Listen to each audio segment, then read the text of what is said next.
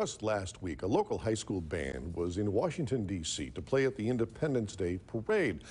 But amidst all of the fun, one family experienced a moment they thought would never happen. That family returned home today, and Local 5's ROBYN OGUINYE sat down with them to talk about that day. And she joins us now live in the studio with more. ROBYN? Tom, Aaron, July 3rd, 2018 is one day this family and their friends will never forget. Some can only imagine the thoughts and feelings of what it would be like to watch a loved one collapse and lose their heartbeat. But thanks to quick thinking, one critical life-saving operation brought one grandmother not only back to Appleton, but back to life. Linda LEITH sits in her Appleton home with her daughter Michelle at her side and her granddaughter Shannon across the room. A fun trip to support Shannon and the Hortonville High School band in D.C. turned into a 6-minute nightmare.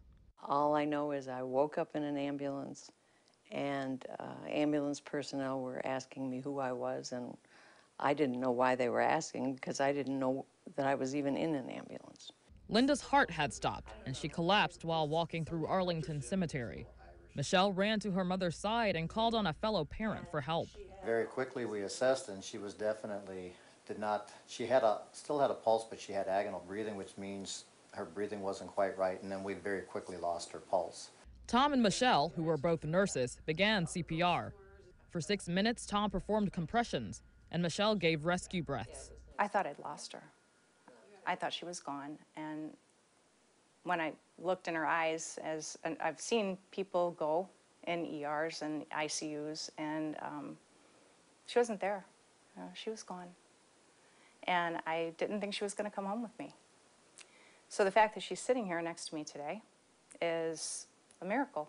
Fortunately, Linda responded halfway to the hospital. She says it's no mistake that she was able to take that reviving breath. There must have been some sort of guardian angel floating over my head because my daughter's a nurse practitioner. I have another nurse who was there and was appropriately trained. According to all the doctors from the hospital in Virginia that I just left, a pretty major miracle in their minds. This trip may be memorable for reasons the family did not foresee, but they brought back the ultimate souvenir, their mom and grandmother. I have Tom to thank. I can never repay him for the help that he gave me that day. And Tom says since there was no available AED or automated external defibrillator on Arlington's grounds, he has contacted them to stress the importance of having those devices available. He is still awaiting a response. Live in the studio, ROBYN OGUINYE, Local 5 News. What is